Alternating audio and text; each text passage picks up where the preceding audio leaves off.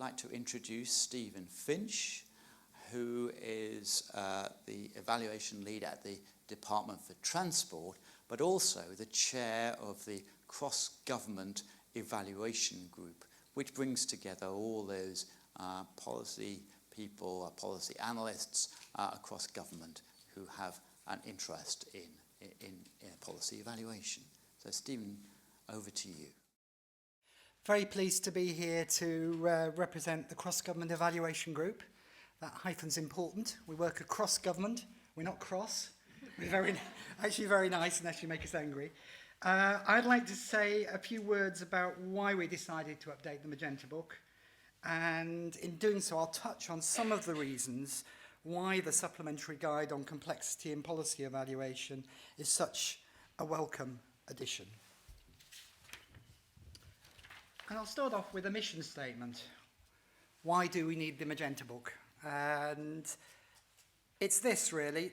It's guidance for government policy and analysis professionals to help them build evaluation into an intervention's design and delivery so that they can obtain high-quality evaluation evidence that helps them to better target interventions, reduce delivery risk, maximise the chance of achieving desired objectives, and increase our understanding of what works, and to support delivering value from public spending and improved outcomes for our citizens. That's the mission. Unchanged, I think. But what has changed is the number of features of the new book, and that's what I'll focus on mainly in the few words I'm going to say. What's new? And I'm doing it under 4 headings. Firstly, about the rationale. Secondly, an overview of the content. Thirdly, say a bit about some new supplementary guides. And fourthly, say something about our approach to capabilities. So start off with the rationale for updating. And I think we all know that since the Magenta Book was last updated in 2011, which was the 2nd edition, there's been an awful lot going on in government evaluation since then. And here's just a few things I'm going to mention. Firstly, very obviously a drive towards experimentation from the booklet Test, Learn and Adapt in 2012, through the Trial Advice Panel, and through all the work of the Behavioural Insights team and many others. Secondly, the whole What Works initiative. We've seen the development of a really strong network to improve how government creates, shares and uses high-quality evidence in a number of different policy contexts. Thirdly, we've seen methods just broaden, just expand, and that's true for the evaluation world as a whole. But it's also been reflected in a wider range of methods used in government evaluations. And fourthly, and why we're here today, complexity. In part, the growth of methods has been a response to the challenges of evaluating policies in complex policy settings, which prompted the establishment of CECAN for the nexus for food, energy, water and environment, but is also prompting thinking in a number of other government areas, and things like the systems thinking group is another example of work developing to approach that. Fifthly, there's the Green Book. This was so the new edition is aligned with the revised Green Book, which was published last year, and which members of Cross-Government Evaluation Group contributed to the chapter in the Green Book there. And sixthly, and this is really very current, a lot of focus on evaluation to understand the value of spending. We're seeing increased attention by the central government, specifically the Treasury and the Cabinet Office, to using evaluation evidence when assessing spending bids. So this is a really positive background factor for us. And for all these reasons, we can say quite comfortably that the government's evaluation for appetite for good evidence about the outcomes of its initiatives is stronger in 2010 than it was 10 years ago. I'm going to give a quick overview of the content of the Magenta Book, which will be published at the end of the month. We think it will be published on Thursday the 26th, and we have our launch event on Friday the 27th. This is just a brief overview of what we're covering. Essentially, the book is slightly different from last time. It's shorter, it has a simpler structure, And it aims to follow quite a logical sequence, so working from how, when and why to evaluate, to scoping, to methods, data collection, managing and evaluation, and then the use and dissemination of findings. But in there, there's also increased coverage of a number of issues. So, for example, how evaluation links with business case development, how to evaluate groups of projects together as in a portfolio, how to manage an evaluation, and also reflecting moves in the research area generally, more coverage of ethics.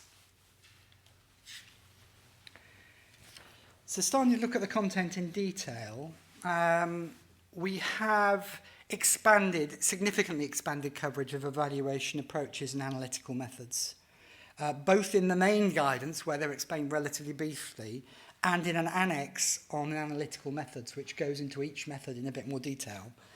Now, broadly, the structure for approaches is much the same. So we've got process evaluation, we've got impact evaluation, but that now is much more coverage of theory-based impact evaluation alongside experimental and quasi-experimental. And what we used to call economic evaluation, we're now calling value for money evaluation, which feels like a much more everyday expression, which makes more sense to our customers in government. Also more coverage of synthesis of evidence, and some coverage on generic research methods as well. And the next slide I'm going to show you, which is a bit scary, and you're not intended to see the full detail of it, but it's an example of the sort of content that you'll see in the new book, which sets out an overall structure for looking at evaluation approaches and methods. And you won't see all the detail there, but in the middle you've got that green segment is all about forms of impact evaluation, distinguishing between on experimental and quasi-experimental side, distinguishing between RCTs, propensity score matching, interrupted time series, instrumental variables, synthetic control variables, difference and differences, regression, discontinuity design, all those kinds of things. But also for the theory-based approaches, distinguishing between a number of different approaches there: realist evaluation, qualitative comparative analysis, process contribution analysis, Bayesian updating, and contribution tracing. So there's a lot more in there, and the authors of the book have put a lot of effort in to try to provide an overall structure for looking at options for methods, but also to provide a reference source for what specific methods may provide, with links to where you can find out more elsewhere. The other big change, I said that the main guide is shorter, but the other big change is to move towards having supplementary guides. And this is intended to be something that can be developed further as time goes on. So we already had a quality and qualitative evaluation guide that was developed by Nat Sen a number of years ago. That's retained. In addition to that, there's now a short supplementary guide on realist evaluation. There's the excellent guide on handling complexity and policy evaluation, which is the subject of today. There's also an evaluation capabilities framework, I'll say more about in a moment.